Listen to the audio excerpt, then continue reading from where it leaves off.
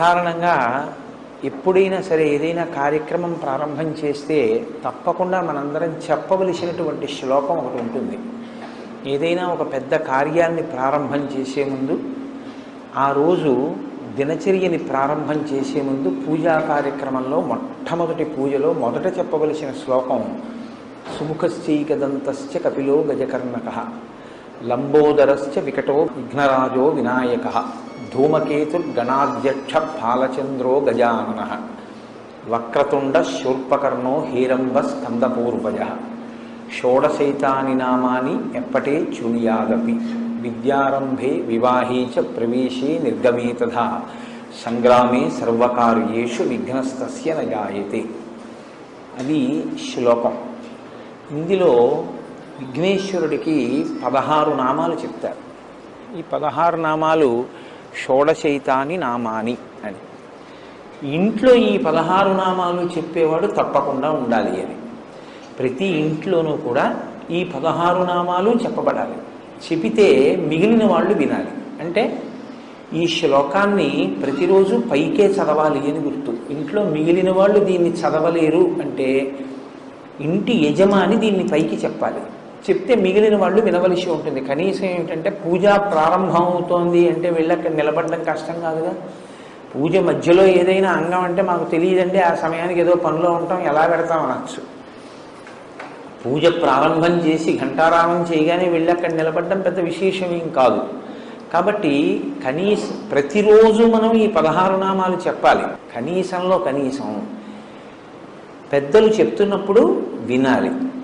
21 కదా విఘ్నేశ్వరుడికి అన్ని పూజకి వాడబడేటటువంటి సంఖ్య. మరి ఈ శ్లోకం దగ్గరికి వచ్చేటప్పటికి 16 అన్నమాట ఎందుకు వాడారు? షోడశైతాని నామాని. 21ని 16 ఎందువల్ల చేయవలసి వచ్చింది అంటే షోడశ కళా ప్రపూర్ణుడు చంద్రుడు. చంద్రుడికి 16 కళలు. 16 కళలు చంద్రుడికి ఉంటే మనిషి జీవితం కూడా షోడశ సంస్కారములతో ఉంటుంది. చిట్ట చివరి సంస్కారం అంత్యేష్టి సంస్కారం. 16 సంస్కారములు నడుస్తాయి మనిషికి. పుట్టుకకి పూర్వం తల్లి గర్భంలో ప్రవేశించినప్పుడు జరిగేటటువంటి సీమంతము అంటుంటారు. కానీ అసలు నిజానికి అది సీమన్నతోత్సవము అని చెప్పి ఆ పాపట భర్త తీస్తాడు. ఆ పాపట భర్త తీసేటటువంటి ఉత్సవానికి ఆ పేరు. అక్కడ ప్రారంభం చేసి శరీరం పడిపోయిన తరువాత చేసేటటువంటి అంత్యేష్టి సంస్కారంతో 16 నడుస్తాయి. మీరు ఎప్పుడైనా ఎవరికైనా అభ్యున్నతిని కోరుకున్న వారైతే ఇవి 16 అడుగుతారు. ఈ 16 ధర్మ, అర్థ, కామ, మోక్ష, భక్తి, జ్ఞాన, వైరాగ్యములు. ఇక్కడికి 7. దీర్ఘాయుర్దాయం. దీర్ఘాయుర్దాయంతో పాటుగా రోగాలు లేనటువంటి ఆరోగ్యంతో కూడినటువంటి జీవితం. సంపద కలిగి ఉండడం, సంపద అభివృద్ధి చెందడం, అభివృద్ధి చెందినది స్థిరత్వాన్ని పొందడం. దీనితో పాటు ఆ యజమాని వీర్యమును పొంది ఉండడం, అంటే కదిలిపోకుండా ఉండగలిగినటువంటి స్థితి, విజయాన్ని పొందడం, తలపెట్టిన కార్యాలు విజయవంతం అవుతూ ఉండడం, పుత్రపౌత్రాభివృద్ధిని చూడగలగడం, అంటే కొడుకుల్ని మనవల్ని కూడా చూడాలి. కులదేవతని మీరు ఎవరిని అర్చన చేస్తున్నారో వారు ఆ యజమాని యందు ప్రీతి చెంది వారిని అనుగ్రహించుగాక. ఈ 16 సిద్ధించడానికి ఏవి విఘ్నాల రూపంలో అడ్డొస్తున్నాయో, ఏవి ప్రతిబంధక రూపంలో వస్తున్నాయో వాటిని తొలగించి ఈ 16ంటిని సిద్ధింపజేయగలిగినటువంటి వాడు గణపతి. కాబట్టి 16 నామములు చెప్పినప్పుడు మొట్టమొదటి నామంతో ఆయన ఏమని పిలుస్తున్నాం? సుముఖ. సుముఖ అంటే మంచి ముఖమున్నవాడు. సంస్కృతంలో ముఖము అన్న మాటకి నోరు అని కూడా అర్థం. సుముఖ అంటే మంచి ముఖం. ముఖము ఇప్పుడు వస్తుంది, పుట్టుకతో వస్తుంది. విఘ్నేశ్వరుడు యొక్క పుట్టుక ఎలాగా? ఆయన పుట్టుక ఒక స్త్రీ గర్భవాసం చేసి జన్మించిన వాడు కాదు. అమ్మవారు ఆవిడ సుమంగళి, అందున నిత్య సుమంగళి, నిత్య యవ్వనంలో ఉండేటటువంటి తల్లి. అటువంటి తల్లి కనుక ఎప్పుడూ పసుపు రాసుకుని ఉంటుంది ఆవిడ. ఎప్పుడూ పసుపు రాసుకుని ఉండేటటువంటి అమ్మవారు ఒకానొక రోజున తన ఒంటి మీద ఉన్న పసుపు నలిచింది. నలిచి ముద్ద చేసి ప్రాణప్రతిష్ఠ చేసింది. ఇప్పుడు విఘ్నేశ్వరుడు యొక్క మొదటి స్వరూపం నరవినాయకుడు. అంటే నరుడు ఎలా ఉంటాడో అలాగే పుట్టారు ఆయన. మరి గజముఖం ఎక్కడి నుంచి వచ్చింది? పరమశివుడు నరముఖాన్ని తొలగించాడు, గజముఖాన్ని పెట్టాడు. మనకి వినాయక వ్రత కల్పం కథలో ఏం చెప్తారంటే, ఏదో పరమేశ్వరుడు ఎక్కడికో వెళ్ళాడు, ఇంటికి వచ్చాడు, పార్వతీదేవి లోపల బయట కాపుగా పెట్టింది, నువ్వెవరివన్నాడు, నేను కాపలా ఉన్నాను లోపలికి వెళ్ళొద్దని ఆయన అన్నాడు, వీళ్ళిద్దరికీ దెబ్బలాట వచ్చింది, యుద్ధం జరిగి త్రిశూలంతో తలకై తీసేశాడు అంటారు. పార్వతీదేవి ఏడిచింది, అందుకుని తీసుకొచ్చి గజముఖాన్ని పెట్టాడు. అలాగ కథల్ని మీరు అలాగే చెప్పేస్తే పిల్లలకి వాళ్ళకి ఏమవుతుందంటే ఏదో భక్తికి నమస్కారం చేస్తారు కానీ వాళ్ళకి అనుమానం ఉండిపోతుంది. మీరేమో మంత్రపుష్పంలో ఈశాన సర్వ విద్యానాం ఈశ్వర సర్వభూతానాం బ్రహ్మాధిపతి బ్రహ్మణోధిపతి బ్రహ్మ శివో మే అస్తు సదాశివోం అని సమస్త విద్యలకు ఆలవాలం పరమశివుడని చెప్పి తన ఇంటి ముందు తన భార్య ఒంటి మీదున్న పసుపు తీసి ముద్ద చేసి ప్రాణప్రతిష్ఠ చేసి సృజించిన స్వరూపం తన కుమారుడే ఎదురుగుండా ఉన్నవాడని తెలుసుకోలేనటువంటి వాడు పరమశివుడే. దెబ్బలాట పెట్టుకుని పిల్లాడి తలకాయ తీసేస్తాడా? ఏమిటండి కథ? అది కాదు దాని అర్థం. కొంచెం జాగ్రత్తగా మీరు అర్థం చేసుకోవాలి. గజాసురుడు అని ఒక రాక్షసుడు ఉండేవాడు. గజాసురుడు అన్న రాక్షసుడు లోకాలన్నిటినీ బాధ పెడుతున్నాడు. నువ్వు ఎలా చనిపోతావురా అంటే, నా ముఖం ఉన్నవాడు చంపితే నేను చచ్చిపోతానన్నాడు. కాబట్టి ఇప్పుడు ఏనుగు ముఖంతో పిల్లవాడు రావాలి. కాబట్టి పరమశివుడు ఏమనుకున్నాడంటే, అమ్మవారి ఒంటి మీద ఉన్న పసుపుతో తయారు చేయబడిన వాడు కాబట్టి సాక్షాత్ శక్తి సంపన్నుడు. ఇటువంటి పిల్లవాడికి ఏనుగు ముఖం ఉంచితే గజాసుర సంహారం జరుగుతుంది.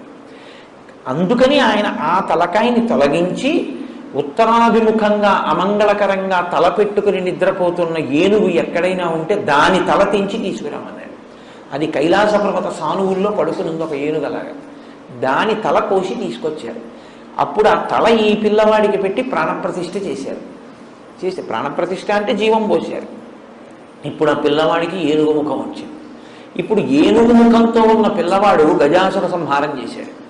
గజాసుర సంహారం చేశాడు కాబట్టి మీరు నేను సంతోషంగా ఉండగలుగుతాం. వాడు అంత ప్రమాదకరమైన వ్యక్తి ఆ గజాసురుడు.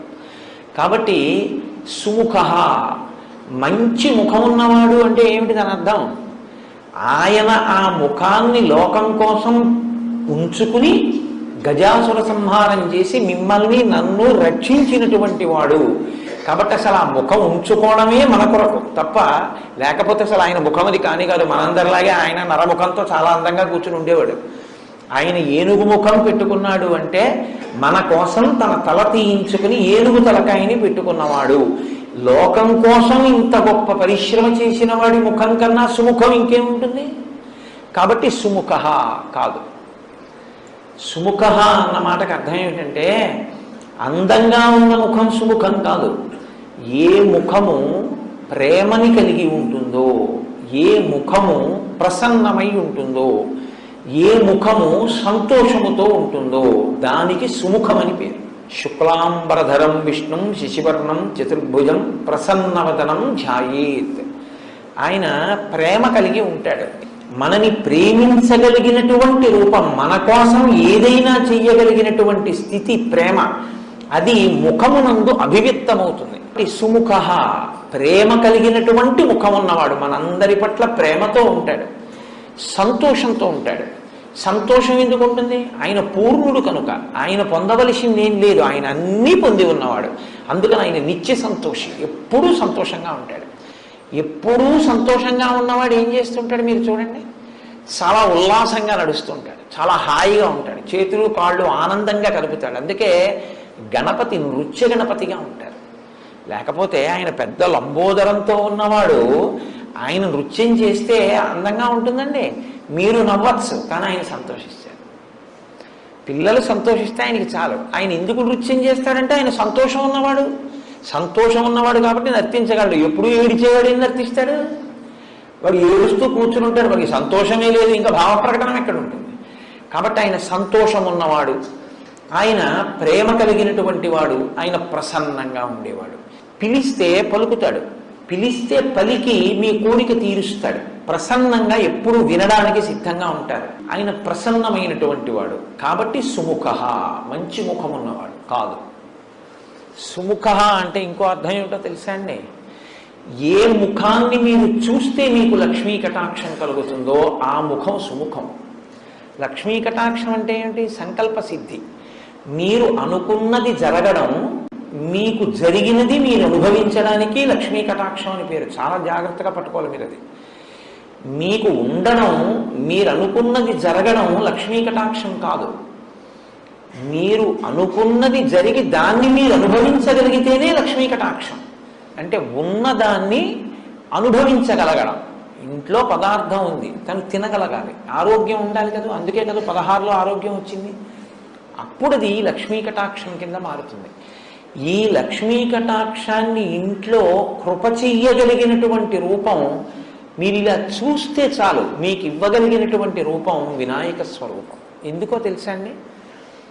లక్ష్మీదేవి 5 స్థానాల్లో ఉంటుంది. ఆవిడకి 6వ స్థానం లేదు, ఇంకా 5 స్థానాలు ఆవిడకి.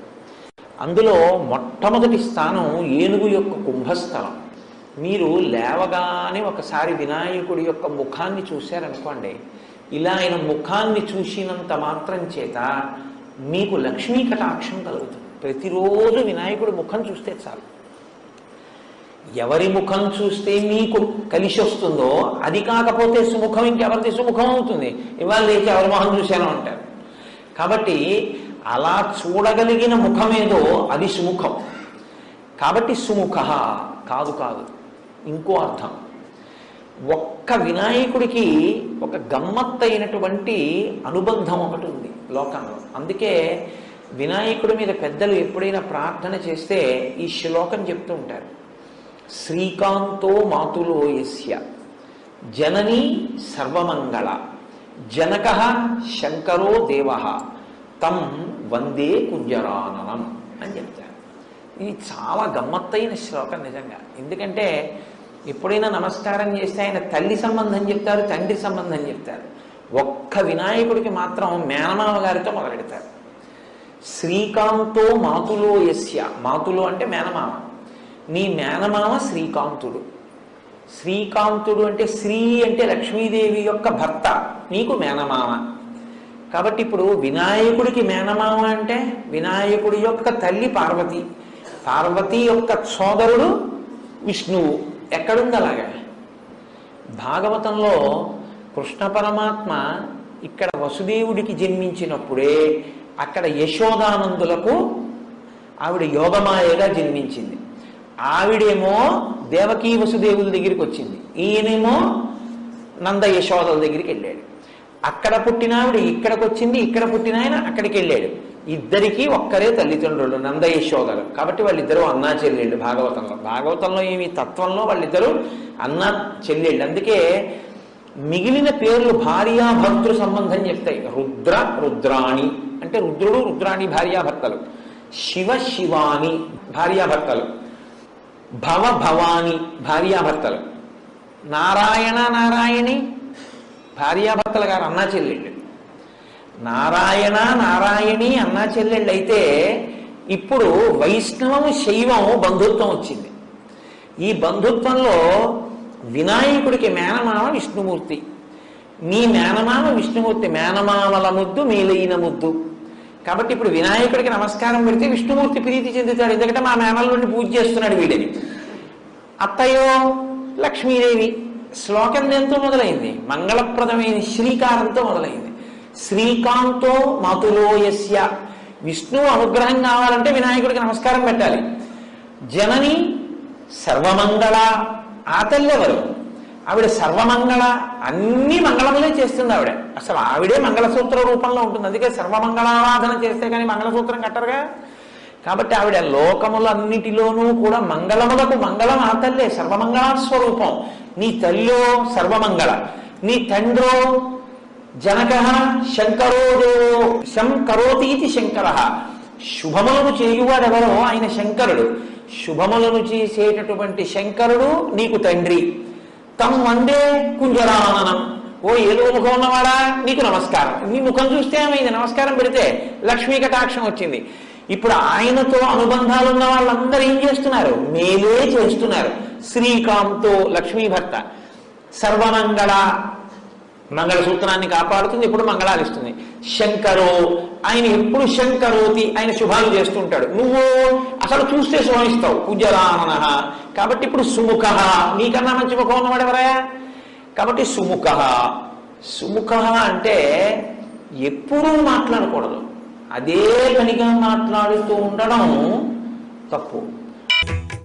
సుముఖ అంటే ఎప్పుడూ మాట్లాడకూడదు, అదే పనిగా మాట్లాడుతూ ఉండడం తప్పు. భూపసభాంతరాలమల పుష్కళ వాక్చతురత్వము ఆజి బాహాపటు శక్తియున్ యశమునందనురక్తియు ప్రకృతి సిద్ధ గుణంబులు సజ్జనాళికి.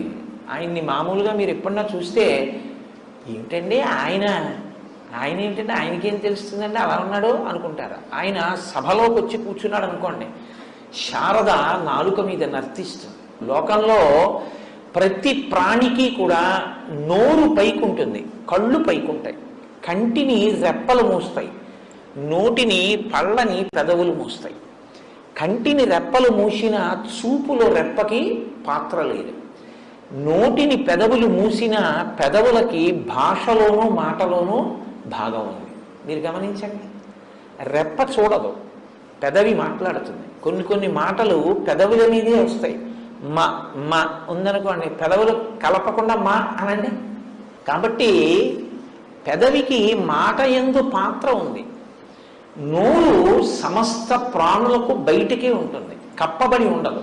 కానీ మీరు పెద్దలతో మాట్లాడుతున్నారు అనుకోండి, ప్రత్యేకించి గురువు గారితో మాట్లాడుతుంటే ఎప్పుడూ నోటిని ఇలాగే ఉంచి మాట్లాడకూడదు. ఎందుకంటే అలా మాట్లాడితే గబుక్కుని మీ నోటి తుంపర ఆయన మీద పడిందంటే మహాపచారం కిందకు వస్తుంది. అందుకని ఇలా పెట్టుకుని ఉండాలి, ఇలా పెట్టుకుని ఉండి మాట్లాడాలి. హనుమ ఎప్పుడు రాముడి దగ్గర ఇలా ఉంటారు, ఆజ్ఞాపాలక హనుమ అని, ఎక్కువ మాట్లాడరు. లోకంలో ఎప్పుడు నోటి మీద చెయ్యి వేసుకుని ఉండే ప్రాణి ఏదో తెలుసా అండి? ఒక్క ఏనుగి. ఎందుకని? ఏనుగు తొండానికి కరము అని పేరు, చెయ్యి. ఒక్క ఏనుగు నోరు మాత్రం పైకి కనపడదు, నోటి మీద చెయ్యి అడ్డుంటుంది, ఇలాగ తొండం అడ్డుంటుంది.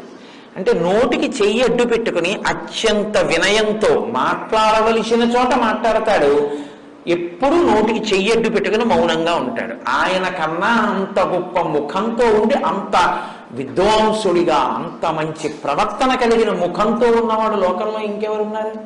ఆ ముఖంతో మనకు అంత నేర్పుతున్నాడు. కాబట్టి సుముఖ, ఎప్పుడూ మాట్లాడుతూ ఉండకు, మౌనం కూడా నేర్చుకో అని చెప్పడానికి ముఖమునకు చెయ్యి అడ్డు పెట్టుకున్నవాడు, అంటే నోటికి తొండం అడ్డు ఉంటుంది. కాబట్టి సుముఖ. ఏకదంతశ్చ, సుముఖశ్చైకదంతశ్చ అని కలిసిపోతుంది శ్లోకంలో. ఏకదంత అంటే ఒక్క దంతమే ఉన్నవాడు. ఏనుగుకి చాలా అందమైంది ఏది అంటే దానికి దంతమే. దానికి రెండు దంతాలు ఉంటాయి, ఇటుక దంతం ఇటుక దంతం తొండానికి.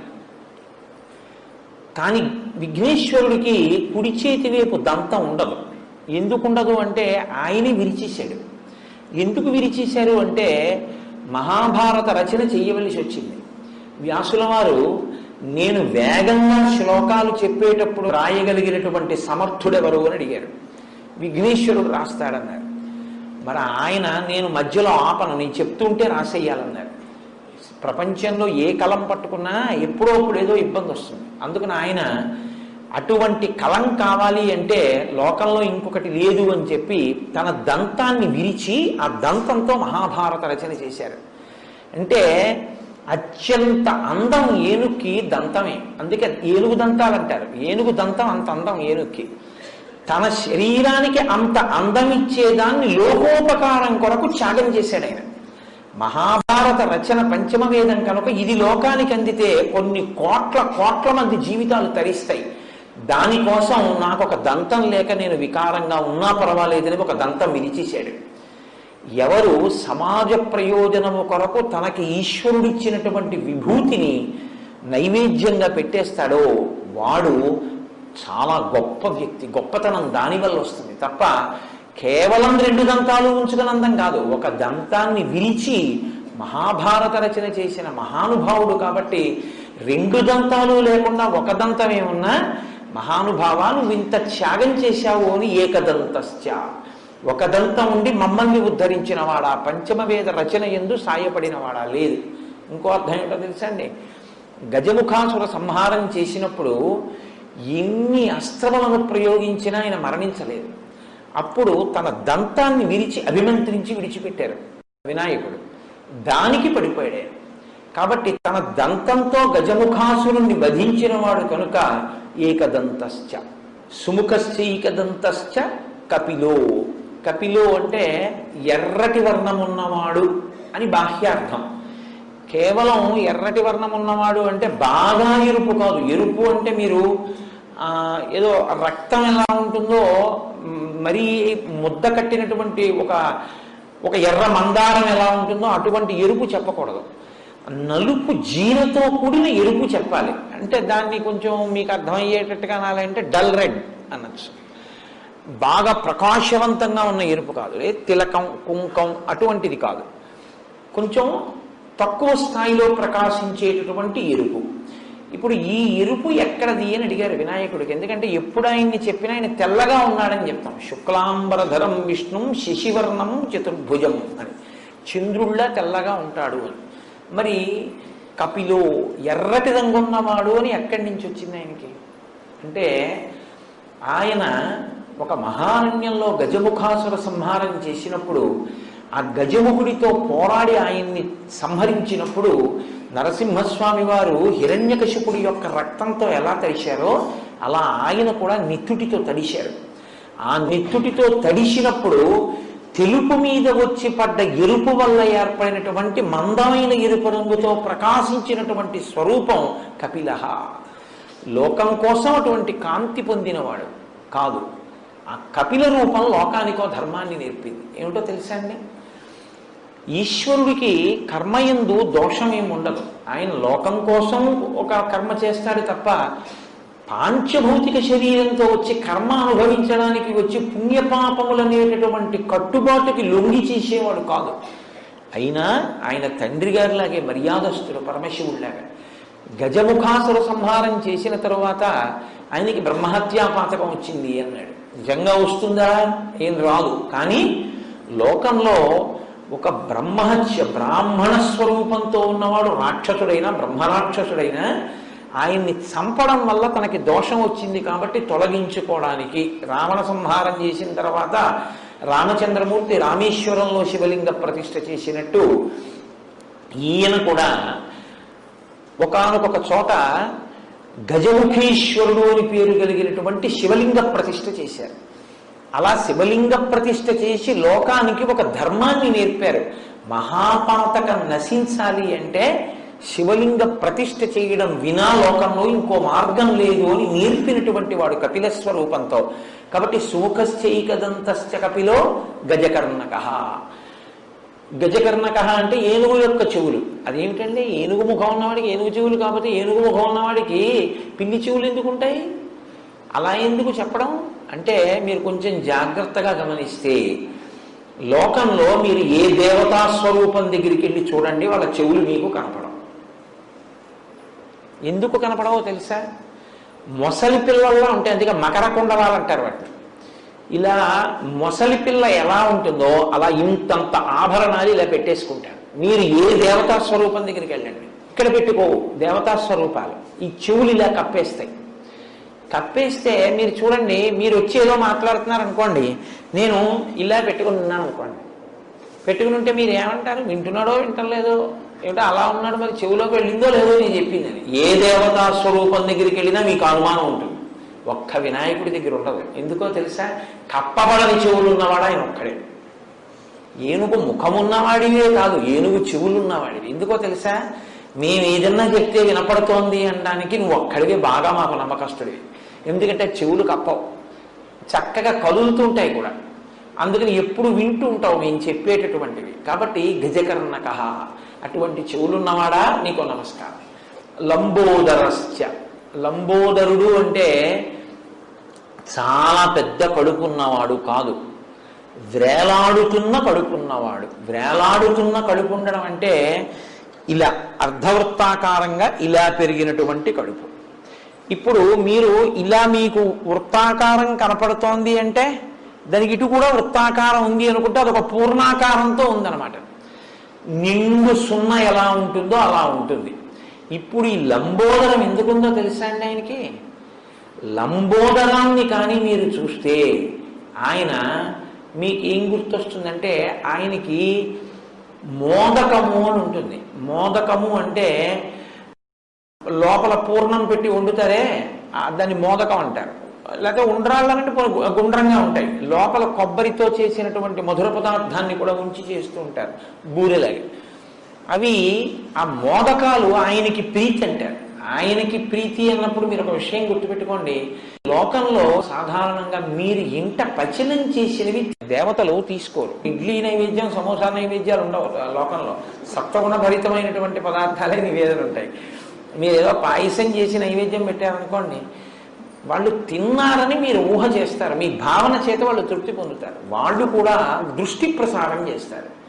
ఓసారి చూస్తారు ఆ పదార్థం వంక, వాళ్ళు అలా చూస్తే చాలు పవిత్రత, వాళ్ళు తీసుకున్నట్టే. కొన్ని చూడండి తీసుకోరు, చెయ్యేస్తారు. ఇలా చెయ్యేస్తే వాళ్ళు తీసుకున్నట్లే లెక్క అనమాట. అంతేగాని అన్ని తీసేసుకుని మడతలు ఎట్టేసుకుని దాచేసుకోక్కర్లేదు. చెయ్యేస్తే పుచ్చుకున్నారని గుర్తు, అలా చూస్తే పుచ్చుకున్నారని గుర్తు. దేవతలు చూస్తారంతే. కాబట్టి మీరు ఏం వండి అక్కడ పెట్టినా వాళ్ళు చూస్తారు, ప్రసాదం. ఒక్క వినాయకుడు మాత్రం మీరు వండి పెడితే తింటాడు. ఆయన ఒక్కడే మోదక ప్రియ ఆయన మహా. మీ ఇంట్లో కాస్త కొబ్బరి మధుర పదార్థంతో మోదకం చేసి పెట్టి నేను తింటానంటాడు. నేను తిన్నానని గుర్తేమిటో తెలుసా? నా చేతితో పట్టుకున్నానంటాడు. అందుకే చేతిలో పట్టుకుని ఉంటాడు కూడా, నువ్వు ఇచ్చింది నేను తీసుకున్నాను. కాబట్టి ఆయన లంబోదరుడు అంటే ఆయన కడుపు తీపి అటువంటిది అని చెప్పడానికి మోదకంలో ఉన్న మధుర పదార్థం ఎలా ఉంటుందో ఆయన కడుపు తీపి మనందరి మీద అలా ఉంటుంది. ఆయన పూర్ణుడు. ఆయనకి నిజానికి ఆయన తినడానికి, అది తింటే సంతోషం అనడానికి ఆయనకి ఏం ఉండదు. ఆయనకి నువ్వు ఇవ్వడానికి ఏం లేదు. ఎక్కడ మొదలైందో అక్కడే పూర్తయిపోతే పూర్ణం అంటారు. ఇక తుది మొదలు కనపడవు, పూర్ణమైపోయిందంటారు. పూర్ణమద పూర్ణమిదం పూర్ణాత్ పూర్ణముదచ్యతే పూర్ణస్య పూర్ణమాదాయ పూర్ణమేవావశిష్యతే. కాబట్టి ఆయన పూర్ణుడు, అన్నీ ఉన్నవాడు. అన్నీ ఉన్నవాడు, మన ఎందు అపారమైన ప్రేమ ఉన్నవాడు, కడుపు తీపి ఉన్నవాడు. ఇది లంబోదరుడు. సమస్త బ్రహ్మాండములు ఆయన ఎందే ఉన్నాయి. కాబట్టి సుముఖశ్చైకదంతశ్చ కపిలో గజకర్ణక లంబోదరశ్చ వికటో. వికటో అన్న మాటకి హాస్యస్ఫోరకమైనటువంటి పనులు చేసేటటువంటి వాడు అని ఒక అర్థం. వికటో అంటే హాస్యస్ఫోరకముగా ఉండేవాడు. కానీ అలా అనొచ్చా? హాస్యస్ఫోరకంగా ఉండడం ఏమిటి అంటే, విఘ్నేశ్వరుడు చేసేటటువంటి పనులు చాలా హాస్యస్ఫోరకంగా ఉంటాయి. అంటే నవ్వు పుట్టించేవిగా ఉంటాయి. నవ్వు పుట్టించేటట్టుగా ఉండేటటువంటి వాళ్ళు ఎవరు చేస్తారు ఆ పనులు? పిల్లలు చేస్తారు. పెద్దవాళ్ళు నవ్వు పుట్టించే పనులు చేస్తే బాగుండదు, పిల్లలే చేస్తారు. కాబట్టి ఆయన పిల్లవాడు, ఎప్పుడూ పిల్లవాడు. ఎప్పుడూ పిల్లవాడు అంటే దాని ఉద్దేశం ఏమిటో తెలుసా అండి? ఒక్కటే, పిల్లవాడికి ఓ లక్షణం ఉంటుంది, ఇప్పుడు కోపడతాడు, అప్పుడు మర్చిపోతాడు. అలా భక్తుల మీద కోపమే పెట్టుకోకుండా చేసిన దోషానికి శిక్షించి మళ్ళీ వెంటనే అనుగ్రహించే స్వరూపం ఏదుందో, అందుకే మీకు వినాయకుల్లో ఉన్న గొప్పతనం ఏమిటో తెలుసా అండి? కర్మ ఫలితంగా మీరు ఏదైనా ఆపదలో ఉన్నారనుకోండి, వినాయకుడు కాళ్ళు పట్టుకుంటే ఆయన ఏం చేస్తాడంటే ఆ ఆపద రూపంలో మీ కష్టంలో వ్యగ్రత కల్పించి తీసేసి మీకు శాశ్వత సుఖాన్ని ఇచ్చేస్తాడు. కాబట్టి గణపతి చాలా గొప్పగా అనుగ్రహిస్తాడు. మహానుభావుడు వినాయకుడు. వికటో, ఆయన చేసే పనులు హాస్యస్ఫోరకంగా ఉంటాయి, కానీ ఆయన చాలా బాగా అనుగ్రహించేటటువంటి స్వరూపం ఉన్నవారు. ఆయన చేసే పనులు ఏమిట్రా ఇలాగా అనిపిస్తుంది, కానీ చాలా గమ్మత్తుగా ఉంటుంది ఆయన చేసేది. మీకు నేను ఉదాహరణ చెప్పాలంటే, ఇందాక అన్నా కదా శ్రీకాంతో మాతులో యస్య, మేనమామ గారు శ్రీ మహావిష్ణువు ఒకసారి వినాయకుడి పుట్టినరోజు వచ్చి మేనమామని పిలిచారు. మేనమామ అత్తయ్య వెళ్ళారు, లక్ష్మీదేవి నారాయణుడు.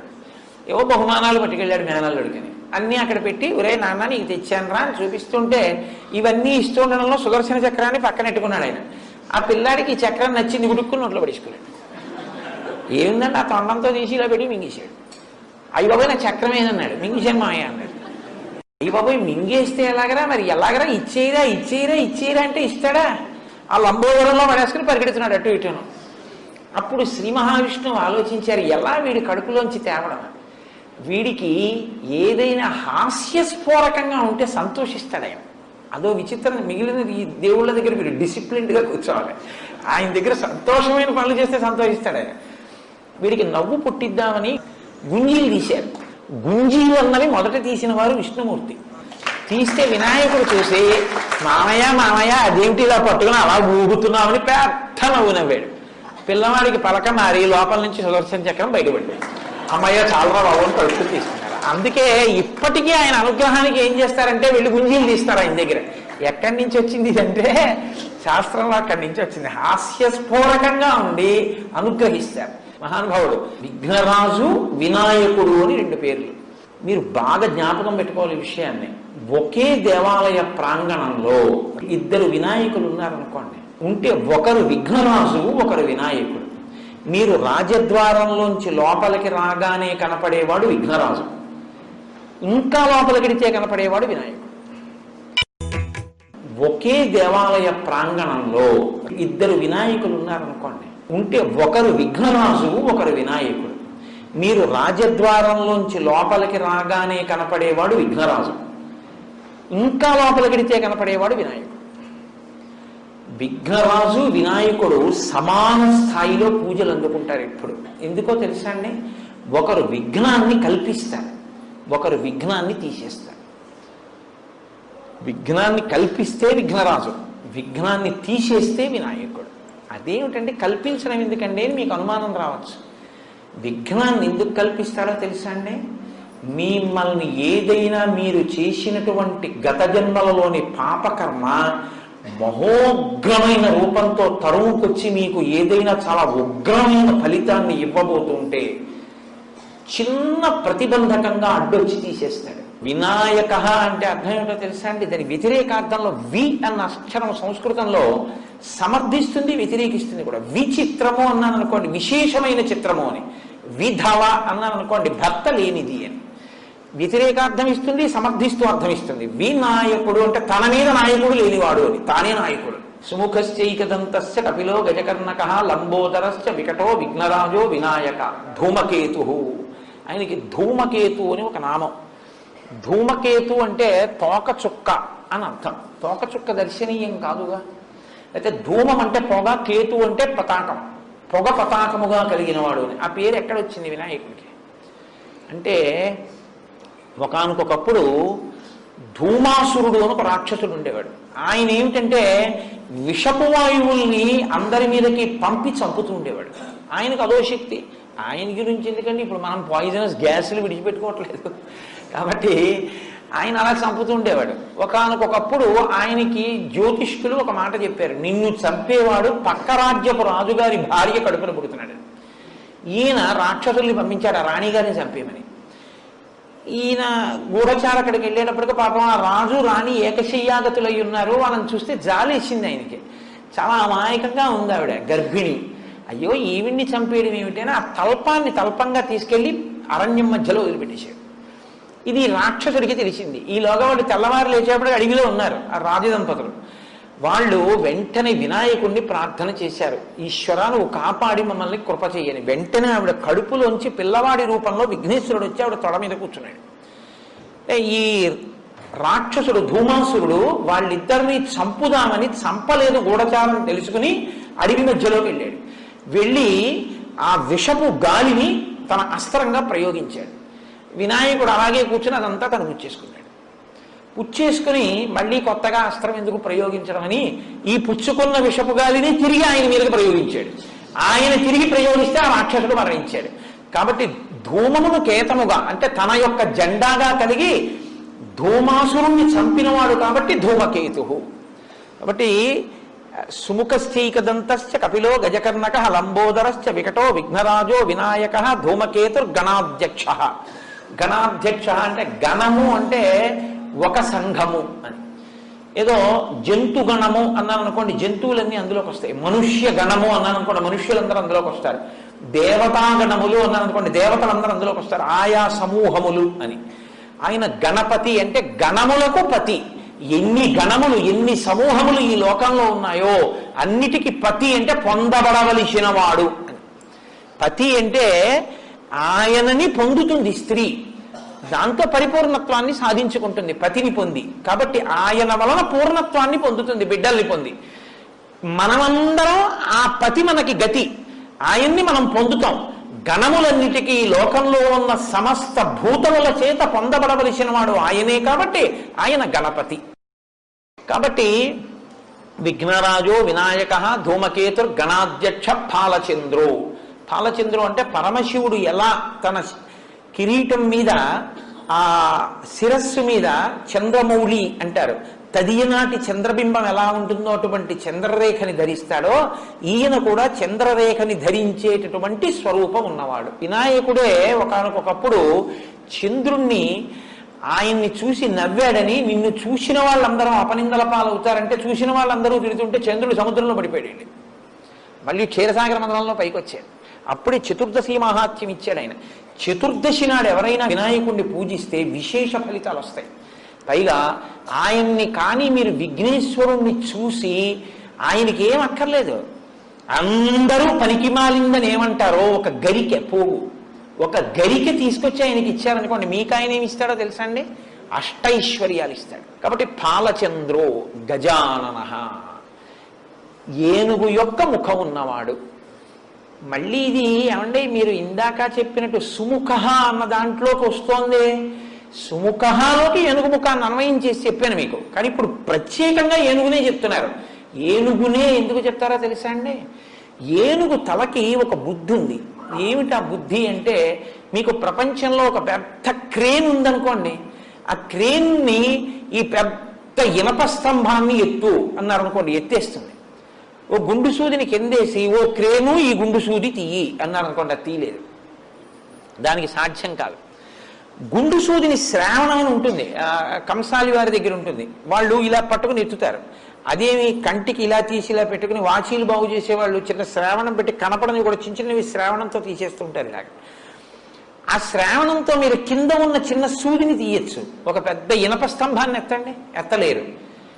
ఏనుగు తన బుద్ధి వైభవం చేత ఇంటింటి కళ్ళు, కానీ తన బుద్ధితో కింద ఉన్నటువంటి చిన్న సూదిని పైకెత్తుతుంది, పెద్ద స్తంభాన్ని పైకెత్తుతుంది. తన కాలుతో తొక్కగలిగినటువంటి ఏనుగు తొక్కడం మానేసి తన మీద ఎక్కడానికి తానే సాధనం అవుతుంది, తనని పొందడానికి తానే అనుగ్రహిస్తాడు వినాయకుడు. ఆయనే మిమ్మల్ని అనుగ్రహించి మిమ్మల్ని తన నెత్తి మీద ఎక్కించుకుంటాడు, అంత సులభుడు. కాబట్టి గజానన, ఎంత పెద్ద పని చేస్తాడు. ఇదేమిట్రా నాకింత చిన్న పని అడగడం ఏమిట్రా అని అండ, మీకు ఎంత చిన్న పని చేసి పెడతాడు. సుముఖశ్చైకదంతస్య కపిలో గజకర్ణకః లంబోదరశ్చ వికటో విఘ్నరాజో వినాయకః ధూమకేతుర్గణాధ్యక్ష పాలచంద్రో గజాననః వక్రతుండః. ఆయన యొక్క తొండం ఇలా పక్కకి కుడి పక్కకి తిరిగి ఉంటుంది. ఆ తిరిగినటువంటి తొండాన్ని మీరు జాగ్రత్తగా చూస్తే అది చాలా అందంగా ప్రణవాకృతిని పొంది ఉంటుంది. ప్రణవాన్ని సాకార దర్శనం చేయాలంటే రెండు చోట్లే అంటారు పెద్దలు. హనుమ సీతారామ లక్ష్మణులు ఉంటే ప్రణవం, అకార ఉకార మకార అన్న నాదం హనుమ, ఓంకారం. అలాగే ఏనుగు తొండం తిరిగి ఉంటే అది ప్రణవాకారం. కాబట్టి వక్రతుండ శూర్పకర్ణో, శూర్పకర్ణం అంటే చాటలంతంత చెవులు ఉన్నవాడు. మీరు వెళ్ళి ఆయనకి ఏం చెప్పినా వింటాడు, కానీ వీడికి నేను ఇది ఇవ్వచ్చా ఇవ్వకూడదా ఆలోచించి ఇది ఇస్తే వీడు పాడైపోతాడరా అనుకుంటే చాటలో చెరిగి మంచి నుంచి చెడును అవతల పారేసినట్టు పిల్లాడు తెలియక ఏదో ఇలాంటివి అడుగుతుంటారని చెరిగి అవతల పారేస్తాడు. ఇవ్వచ్చు అనుకున్నది లోపలికి తీసుకుని మీకు ఇస్తాడు. కాబట్టి శూర్పకర్ణ. హేరంబ, హేరంబ అంటే ఈ నామం చాలా చిత్రమైన నామం, దీని అర్థం ఏమి నువ్వు తెలుసుకోక్కర్లేదు, ఆ నామం తెలుసుకో చాలు అన్నారు. ఎందుకో తెలుసా అండి? హేరంబ అంటే అదేదో చాలా గొప్పగా లేదు, సంతోషంగా లేదు అసలు ఆ పేరు. హేరంబ అంటేనా అసలు ఆ పిలిపే అందం ఇస్తుంది, కాబట్టి వినాయకుడి యొక్క రూపమే అందంగా ఉంటుందని చెప్పి పిలిపది అన్నారు. కాదు, చిత్ర విచిత్రమైన విరుద్ధమైన పని చేయించేవాడికి హేరంబుడని పేరు. ఎందుకో తెలుసా అండి? 5 ఏనుగు ముఖాలతో ఉండి సింహం మీద కూర్చునేవాడికి హేరంబుడని పేరు. సింహంతో పూజ అందుకున్న ఏనుగు వినాయకుడు ఒక్కడే. ఏనుగు సింహం కల్లోకి వస్తే చచ్చిపోతుంది, సింహంతో పూజ చేయించుకున్న ఏనుగు వినాయకుడు ఒక్కడే. స్కందపూర్వజ, అబ్బో ఏమి నామం అండి ఈ నామం. స్కందపూర్వజ అని ఎవరిని పిలవరు అలాగా. బలానా ఆయన అన్నగారంటే గౌరవం కాదు, బలానా ఆయన తమ్ముడు అంటే గౌరవం కదండి. సుబ్రహ్మణ్యుడిని ఏమనాలి? వినాయకుడు తమ్ముడండి అనాలి, అంటే అప్పుడు వినాయకుడికి గౌరవం. అంతేగాని సుబ్రహ్మణ్యుడు అన్నయ్యారండి అన్నారు అనుకోండి, ఇప్పుడు ఈయన గౌరవం ఏమైనట్టు? ఈయన పనికి మాలినవాడు, ఆయన గొప్పవాడు అయినట్టు అయింది కదా. మరి అలా పిలవచ్చా? అలా పిలిస్తే ఆయనకు అమర్యాద కాదండి. సుబ్రహ్మణ్యుడి పుట్టుక, సుబ్రహ్మణ్యుడి బ్రహ్మచర్యం, సుబ్రహ్మణ్యుడి పెళ్లి, సుబ్రహ్మణ్యుడి సన్యాసాశ్రమం ఈయనే నిర్ణయించారు. అందుకని తమ్ముడి ఉన్నతిని నిర్ణయించిన అన్నగారు కాబట్టి స్కంద పూర్వజ, ఈయన గొప్పతనం వల్ల ఆయనకు ఆ 4 దక్కి. ఎలా అంటారేమో ఒక్క వాక్యంతోనే చెప్పేస్తా, గుర్తుపెట్టేసుకోండి. ఆయన విఘ్నేశ్వరుడు పుట్టి ఒక పదవిని అందుకోలేదు. ఎందుకంటే తారకాసురుడు వరం అడిగాడు, పార్వతీ పరమేశ్వరులకు పుట్టినటువంటి బిడ్డలు.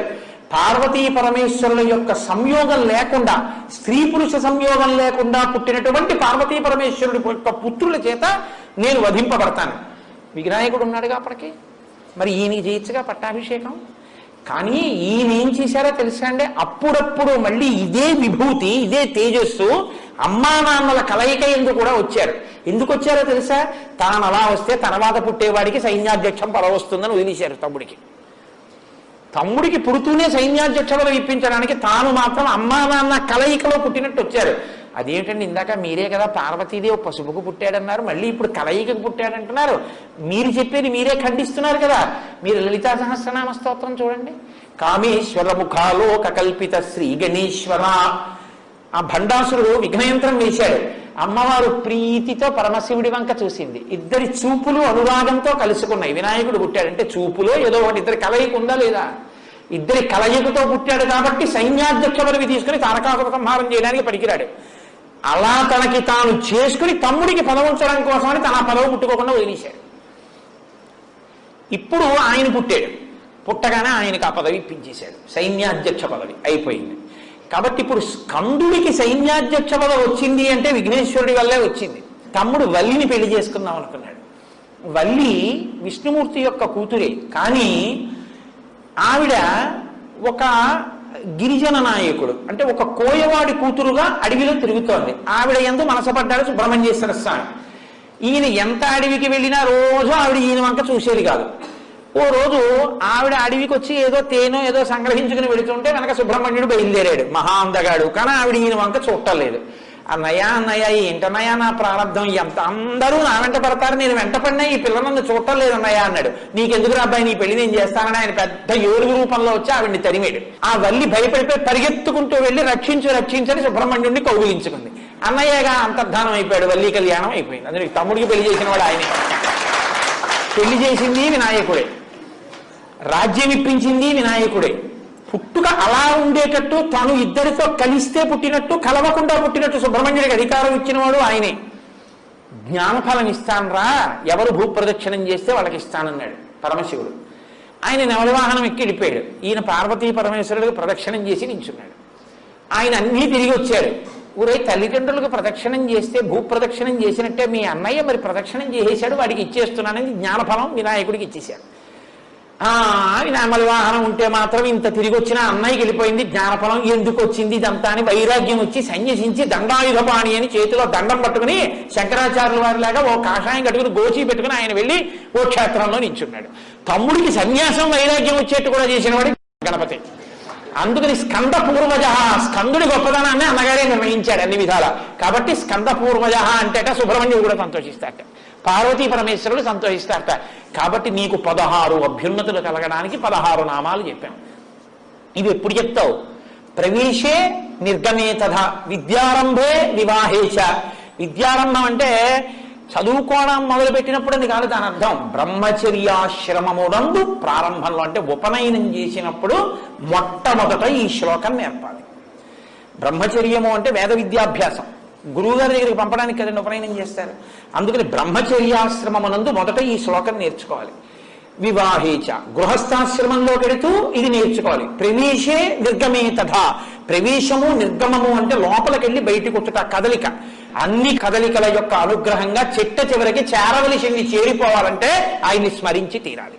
కాబట్టి సుముఖశ్చైకదంతశ్చ కపిలో గజకర్ణకః లంబోదరశ్చ వికటో విఘ్నరాజో వినాయకః ధూమకేతుర్గణాధ్యక్ష పాలచంద్రో గజాననః వక్రతుండ శూర్పకర్ణో హేరంబ స్కందపూర్వజః షోడశైతాని నామాని ఎప్పటే శృణుయాదపి విద్యారంభే వివాహే చ ప్రవేశే నిర్గమే తదా సంగ్రామే సర్వకార్యేషు. ఇది అదేమిటబ్బాయి, నీకెవరితోనో ధర్మయుద్ధం చేయాల్సి వచ్చింది, అప్పుడు ఇదే చెప్పుకో. సర్వకార్యేషు అన్ని పనుల్లో, సంగ్రామే సర్వకార్యేషు విఘ్నస్తస్య నజాయతే, విఘ్నాలు లేకుండా ఉంటాయి. నీకన్నా వచ్చి ఉండాలి, నీ ఇంట్లో యజమానికి వచ్చి ఉంటే నువ్వు వినాలి రోజు ఈ శ్లోకం అని అంత గొప్ప శ్లోకంలో వినాయక తత్వాన్నంతటినీ